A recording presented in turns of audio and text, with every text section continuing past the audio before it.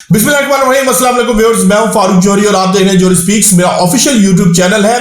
दुनिया भर में क्या हो रहा है, बहुत आम तरीन खबरों को लेकर मैं आपकी खिदमत में एक मरतबा फिर हाजिर हुआ हूं। ईरान इसराइल एक मरतबा फिर एक दूसरे के आमने सामने खड़े हुए नजर आ रहे हैं और इसराइल को अमेरिका ने भी गो अहेड दे दिया है कि ईरान के खिलाफ अब राउंड 2 शुरू किया जाए। ऐसा कहना है मारूफ सहाफी है बारक रवेद ने भी इसका इंकशाफ किया है। अब टाइम फ्रेम के हवाले से आज के व्लॉग में मैं आपको बहुत अहम तरीन खबर दूंगा कि ये कब तक जो है दोनों ममालिक के दरमियान राउंड 2 शुरू होने जा रहा है। इसके साथ साथ मैं आपको ये भी बताऊंगा तेहरान में बड़े पैमाने पर जो रशियन कार्गो तैयारे हैं वो लैंड करते हुए दिखाई दिए हैं। आखिर इन रशियन तैयारियों में क्या रहा है ये भी आज के व्लॉग में मैं बताऊंगा और ये भी मैं आपको बताने जा रहा हूं कि दुनिया 2026 में नई अलाइनमेंट और नए ब्लॉक्स के साथ एक नए ब्लॉक्स में तब्दील होती हुई नजर आ रही है। ये नए ब्लॉक्स कौन से हैं और पाकिस्तान इसमें इन ब्लॉक्स में क्या करने जा रहा है और पाकिस्तान का झुकाव और पाकिस्तान की ताकत जो है वो किसके पलड़े में होगी, ये भी आज के व्लॉग में मैं आपको बताऊंगा। और सोमालीलैंड का मामला इंतहाई पेचीदा सूरत-ए-हाल इख्तियार कर गया है।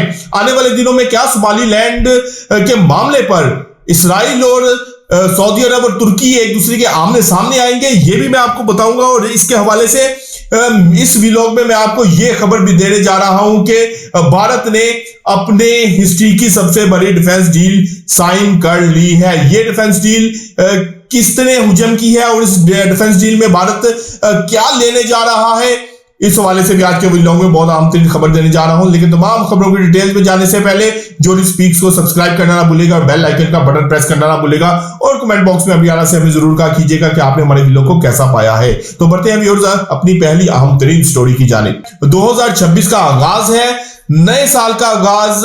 उम्मीद की जा रही थी कि नई खुशियों के साथ और अमन के साथ ये साल शुरू होगा, लेकिन साल के पहले हफ्ते में ही कुछ ऐसी खबरें सामने आ रही हैं जिससे ऐसा महसूस हो रहा है कि दुनिया एक मरतबा फिर नई जंगों की जानिब जाती हुई नजर आ रही है। यूक्रेन रूस तनाज़ा हो या फिर इसराइल ईरान मामला हो, दुनिया एक मरतबा फिर नई जंगों का सामना कर सकती है। ऐसे में ही दुनिया में जो सुपर पावर का कॉन्सेप्ट था जो कि अमेरिका के पास था, अमेरिका दुनिया का वाहिद सुपर पावर होने का क्लेम करता था, अब वो मामला भी जो है अमेरिका के हाथ से निकलता हुआ नजर आ रहा है। दुनिया इस वक्त नई अलाइनमेंट के साथ नए जो ब्लॉक्स के अंदर तब्दील होती हुई नजर आ रही है। सबसे पहले तो पाकिस्तान की अगर बात करें तो पाकिस्तान ने ताइवान के मामले पर पाकिस्तानी दफ्तर खारजा ने बहुत अहम तरीन बयान दिया है। उन्होंने कहा है ताइवान के मामले पर हम न्यूट्रल नहीं रहेंगे, बल्कि हम हर हाल में फिजिकली जो है प्रैक्टिकली जो है वो चीन के साथ खड़े हैं और चीन के साथ हम खड़े हुए नजर आएंगे। अब ये बयान देने का मतलब ये है कि पाकिस्तान ने तमाम तर इस ताइवान और चीन की सूरत हाल में अमेरिका, यूरोप और बर्तानिया को बाईपास कर दिया है, क्योंकि ताइवान के पीछे ये आलमी कुव्वतें खड़ी हुई नजर आ रही हैं और चीन के खिलाफ ताइवान को सपोर्ट भी ये आलमी कुव्वतें कर रही हैं। अब पाकिस्तान के दफ्तर खारजा की जानिब से जब ये बयान सामने आता है तो इसका यही मतलब है कि अमेरिका, यूरोप और बर्तानिया के जेर तसल्लुत से निकलकर पाकिस्तान अब एक खुद मुख्तार जो है वो पॉलिसी अपनाने जा रहा है और इस नए अलाइनमेंट में नए ब्लॉक में पाकिस्तान शामिल होने जा रहा है। क्योंकि ताइवान के इशू में पाकिस्तान ने वाज़ेह तौर पर कह दिया है कि हम इस तमाम सूरत हाल में चीन के साथ फिजिकली खड़े नजर आएंगे, हम न्यूट्रल नहीं रहेंगे। तो ये तो मामला जो है सिर्फ पाकिस्तान की जात की हद तक, लेकिन अब इसराइल और ईरान मामले में भी जो इस वक्त खबरें सामने आ रही हैं, ट्रंप और नेतन्याहू की मुलाकात होती है। सहाफी है बारक रवेद, उन्होंने अपनी रिपोर्ट में इंकशाफ किया है कि ईरान इसराइल फेज 2 जो है वो शुरू होने जा रहा है और राउंड 2 में तमाम मामला जो है वो फाइनलाइज हो गए हैं।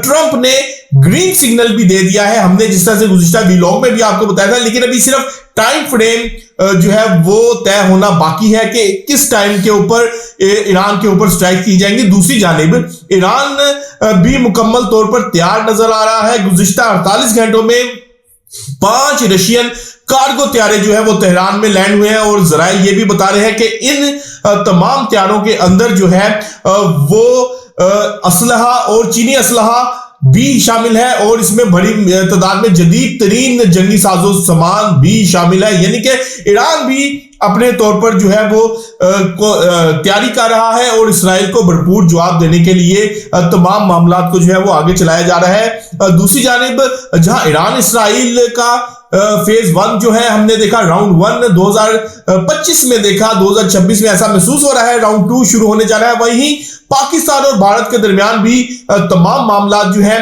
खासे कशीदा होते हुए नजर आ रहे हैं। भारत ने अपनी तारीख की सबसे बड़ी डिफेंस डील जो कि तकरीबन 8.7 अरब डॉलर की डिफेंस डील है वो साइन कर ली है। ये डिफेंस डील इसराइल के साथ साइन की गई है, और पहले भी जब पाकिस्तान के साथ मई में भारत ने मुहाजराई की जारियत की तो उसमें इसराइली असलहे का खुलकर जो है वो इस्तेमाल किया गया, ड्रोन्स हो या दूसरे मामला।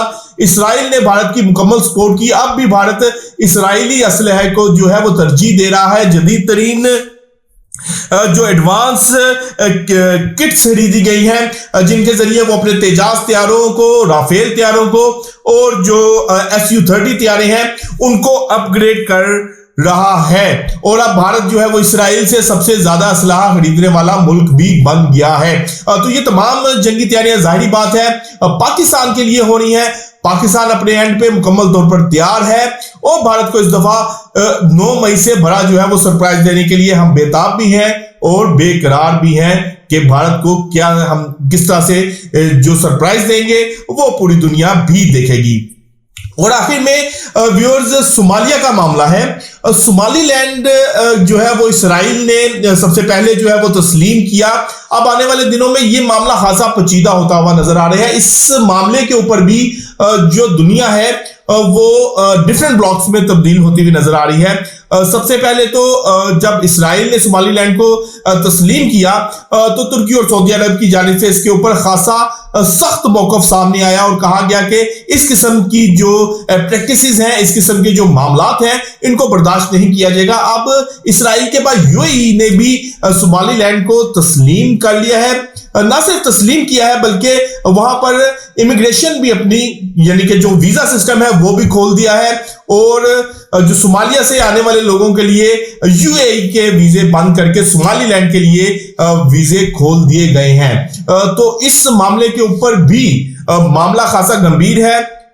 ब्लॉक्स में तब्दील होते हुए नजर आ रही है दुनिया, क्योंकि इसराइल चाहता है कि सोमालीलैंड के अंदर इसराइल अपना जो है वो फौजी अड्डा कायम करे और इस फौजी अड्डे में इसराइल वहां बैठकर जो है उस खित्ते को भी कंट्रोल करे, अफ्रीका को भी कंट्रोल करे, अफ्रीकी ममालिक को भी कंट्रोल करे। जबकि इस हवाले से तुर्की और सऊदी अरब वाज़ेह तौर पर कह चुके हैं कि इस किस्म की जो मामलात है, अगर इसराइल वहां पर फौजी अड्डा कायम करता है तो उसको कबूल नहीं किया जाएगा, ना ही बर्दाश्त किया जाएगा, और इसराइल को इस इकदाम से बाज आना होगा।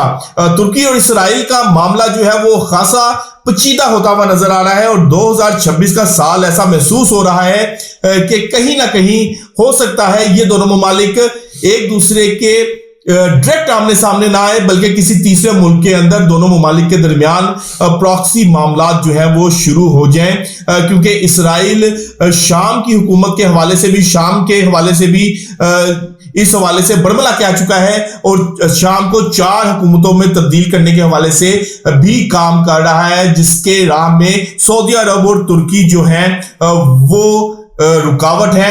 अब इस रुकावट को दूर करने के लिए क्या इसराइल एक नया महाज खोलेगा, ये तो आने वाला वक्त बताएगा। लेकिन अगर इसराइल के ट्रैक रिकॉर्ड को देखें तो ऐसा महसूस होता है कि अब इसराइल ग्रेटर इसराइल मंसूबे के ऊपर अमल दरामद करते हुए इन ममालिक के साथ भी एक नए कशीदा दौर में दाखिल होने जा रहा है। नए मामलात जो है वो इन ममालिक के साथ जो है वो अब आगे आने वाले दिनों में हम देखेंगे।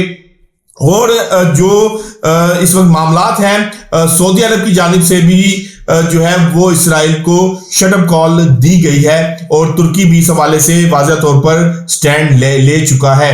अब दुनिया वही बात है जिसका व्लॉग में हमने आपको शुरू में बताया था कि नए ब्लॉक्स और नई अलाइनमेंट के साथ 2026 के बाद में जो है वो सामने आएगी। तो व्यूअर्स आज तक के लिए इतना ही। कल तक के लिए अपने मेजबान अपने भाई फारूक जोहरी को इजाजत दीजिएगा। अल्लाह हाफिज।